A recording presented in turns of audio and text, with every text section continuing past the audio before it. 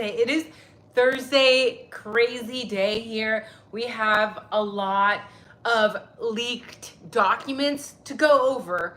And let's face it, I don't have the time to go through every single document today. So you know what I'm doing? I'm going to stick to reviewing the most important leaked, newly dropped document that has a lot of concerning information, in my opinion, regarding Miss Dylan Mortensen and Bethany Funk.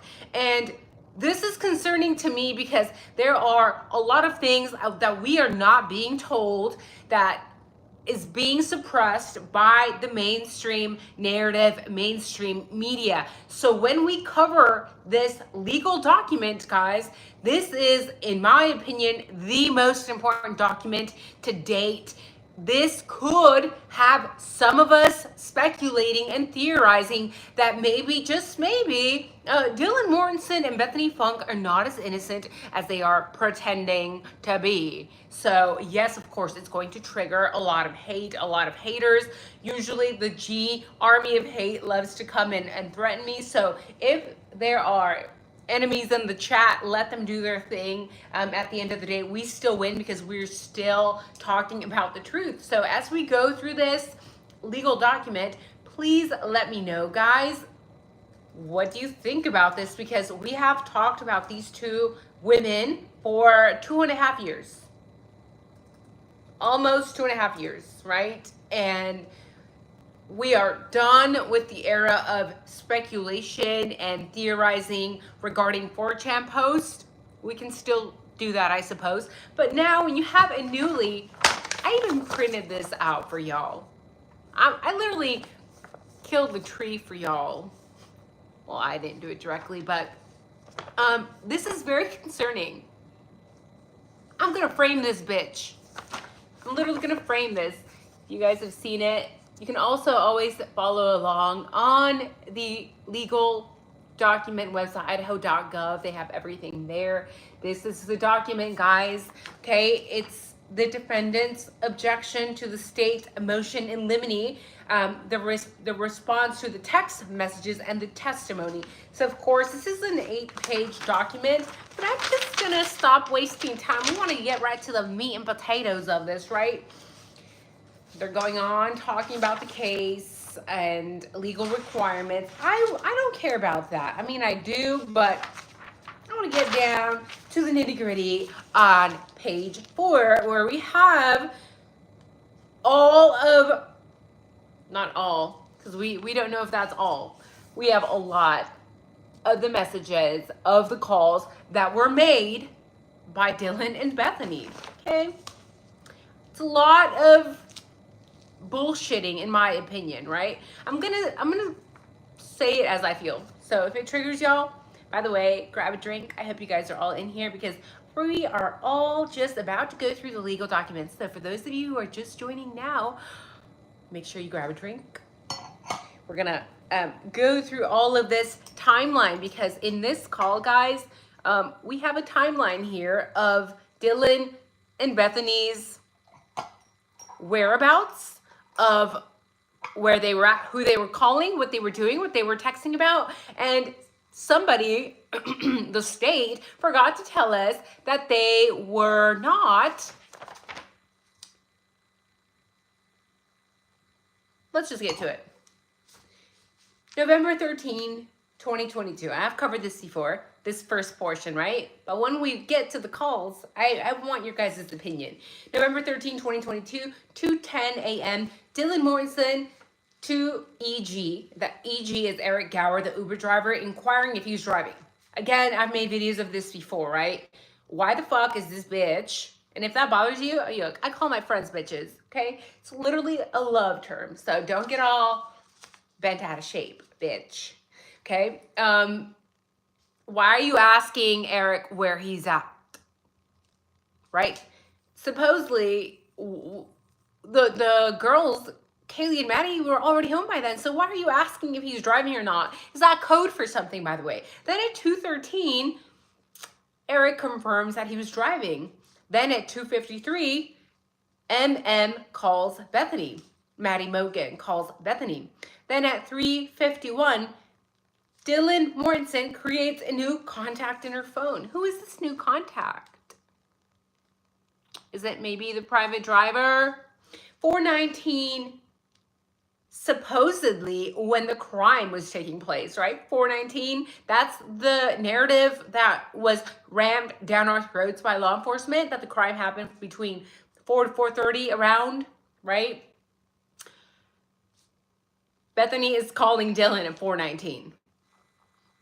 But she also said that she was at the house, right? Because a lot of people are trying to save these two bitches' asses and say, well, maybe they were not there. You know, they were probably not even there. Okay, but they said they were there. So we're going to say they were there. We're supposed to believe that Bethany called Dylan at 4:19 in the morning and didn't hear anyone being unalived. Didn't know anything about what was going on. At 4:20, Dylan calls Xana Kernodle. 4:20, Dylan calls Kaylee. 4:28, Dylan calls Bethany Funk for 41 seconds. That means that she spoke to Bethany, right? If there's a time saying they spoke, well, that they were on the phone, that means they were talking to each other for 41 seconds. And that was only 28 seconds after Dylan had called Xana and Kaylee. And then she's talking on the phone with Bethany. All right, bear with me. 4:21, Bethany calls Xana. Interesting. 4:21:50, Dylan calls Maddie Mogen. 4:22, Bethany calls Maddie Mogen. 4:22, Bethany calls Ethan. 4:22, no one is answering, says Dylan to Bethany. 4:22:11, Dylan to Bethany. I'm really confused right now. Again, okay. Do you understand how concerning this is? They are saying that Dylan and Bethany were in the house when the crime was taking place. Not only that, but that Dylan and Bethany were calling basically all of the victims and that nobody picked up and that they didn't hear a thing about a crime being committed. And then, of course, all of the other messages that we've already talked about. 4:22:42, Dylan to Kaylee. Texting her, Kaylee. Dylan to Kaylee. Kaylee, what's going on? Bethany, outgoing message at 4:23 on Snapchat, right? So, yeah, we know she was awake. Again, for the guilters who are trying to say that Bethany was asleep, we know that is a lie. By now, you need to push that bullshit out of your brain, honey, okay? That's bullshit that you were fed, that was rammed down your throat by the media, okay? We got proof, bitch. We literally have proof that both of these women, Bethany and Dylan, were wide the fuck awake. And not only that, but they called the victims, they texted the victims. They didn't hear anything. They didn't hear anyone being unalived, but they were also on social media. Bethany's out there on Snapchat. Then 4:23:15, Bethany to Dylan. Yeah, dude, what the fuck? Bethany to Dylan. 4:23:28, Xana was wearing all black. 4:23, Dylan to Bethany. I'm freaking out right now. 4:23:42, Dylan to Bethany. No, it's like a ski mask almost. 4:23:48, Bethany to Dylan. Shut the fuck up. 4:23:51, Bethany to Dylan. Actually, 4:23:52, Dylan to Bethany. Like he had something over his head and little in mouth. That's like one of the only lines with a texting error, by the way, where people are saying there were so many errors. There's minimal errors in all of these lines, okay? There's tiny errors. A drunk person that can text like this, I'm just gonna say they're probably not that drunk, or they're probably not on as many substances as they're wanting us to believe. So they were texting pretty damn well, okay? And it's just making them look a little guilty, in my opinion. But I'm not a lawyer. I'm just the girl. I'm just the girl, right? Because that's what they say, right? Nika, stop bashing Dylan and Bethany. They're just girls. Bitch, well, I'm just a girl too. Okay. 4:24.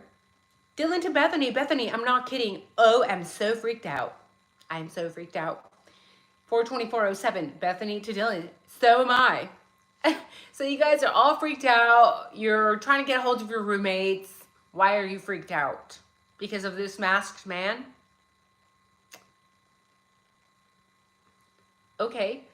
4:23:52. I missed that one, guys. Sorry. Dylan to Bethany. Like he had something over his forehead and little in mouth. Little in mouth? A little mouth? That he had a little mouth? I'm so freaked out. Bethany to Dylan. So am I. 4:27:07. 4:24:11. Bethany to Dylan. Phone is going to die. Fuck. Bethany to Dylan. Come to my room. Bethany to Dylan. Run. Bethany to Dylan. Down here. 4:24:39. Dylan Mortensen calls EC. Okay? Ethan.